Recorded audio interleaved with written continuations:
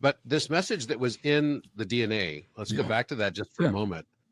What did it say to you? I mean, what was the big aha for you when you found that the message was, and you could repeat it again, it was God is the eternal. The message, so just the context, it took me almost 15 years to figure this out. And the reason was I had to break those traditional barriers, cross those barriers. I knew that when it comes to the Gematria, there was one letter and one number correspondence, no problem there. Now you look at the periodic table, and we're made of primarily of hydrogen, nitrogen, oxygen, carbon.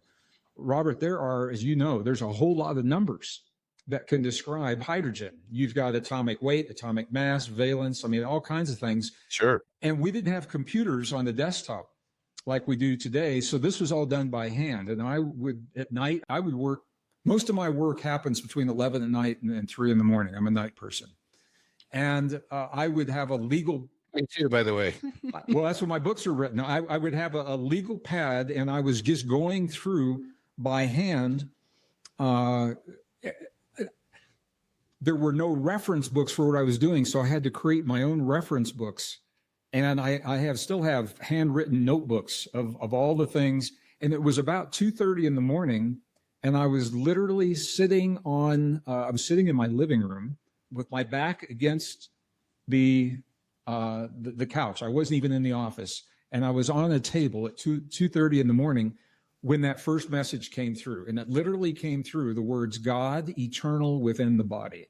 And I won't even tell you what I actually said, but first thing I did, I actually called a statistician friend of mine, and I said, man, is this a fluke? What are the possibilities? And he ran some numbers, 0.00043%, or 1 in 256,000 and something, that it was a fluke. So it appears to be intentional. And I thought you were going to say 0.00432, which would have been really funny because that is actually Euler to the power of pi. Wow. I hadn't thought about that. Yeah. I thought about that. Well, I had them run the numbers, and then once he did that, I have to tell you, honestly, I felt differently about myself. And it could have been because it was 2:30 in the morning and I was I was pretty toasted. But as a geologist, I believe in evolution for many forms of life. I've seen it in the fossil record, plants, animals, insects. But that theory, Darwin's theory, breaks down when it comes to humans. Something happened to us 200,000 years ago, and we can see it in the genetic record of the mutations that happened exactly at that time that cannot happen in nature. They cannot happen under natural conditions. So I would hope if who or whatever is responsible for our existence was proud of what was created, that they would have left a signature, or they would have left a mark in the essence of our DNA. And that when we achieve a level of consciousness where we know where to look, we know how to look, and we have the technology that allows us to look, that we would see that message. So when I read, that's my personal belief system.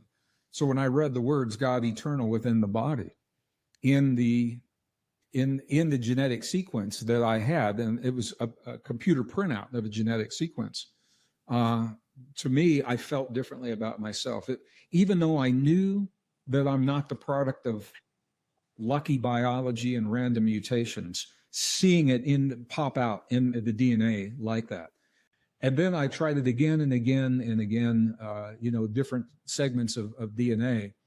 What it looks like, Robert, the DNA is coded in layers, just like a book has a preface and, a chapter 1, chapter 2, chapter 3.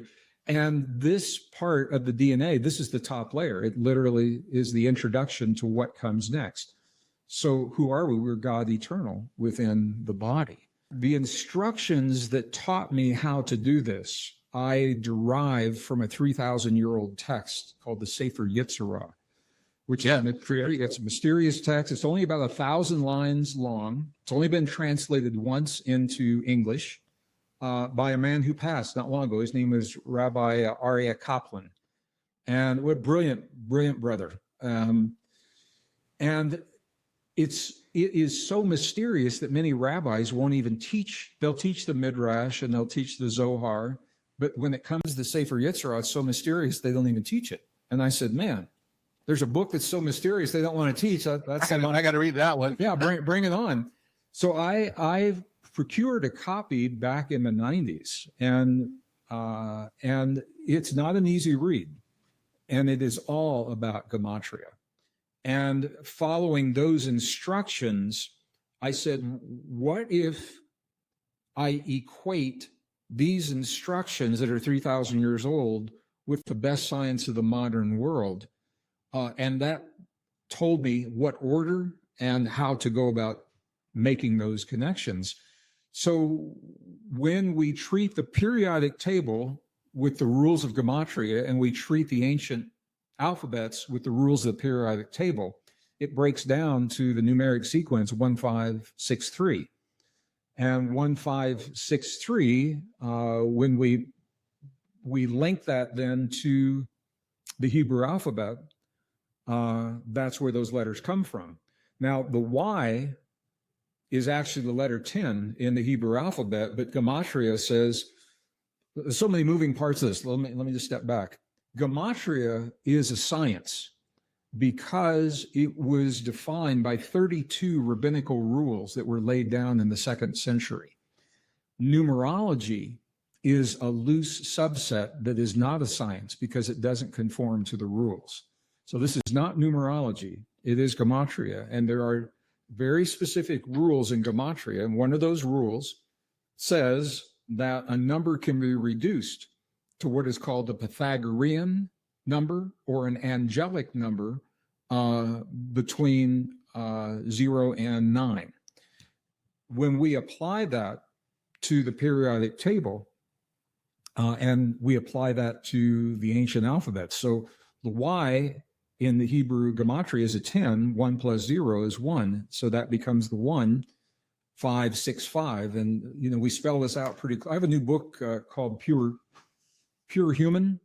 It is pushing back on the transhuman movement, and chapter 2 describes the whole process that we're talking about right now.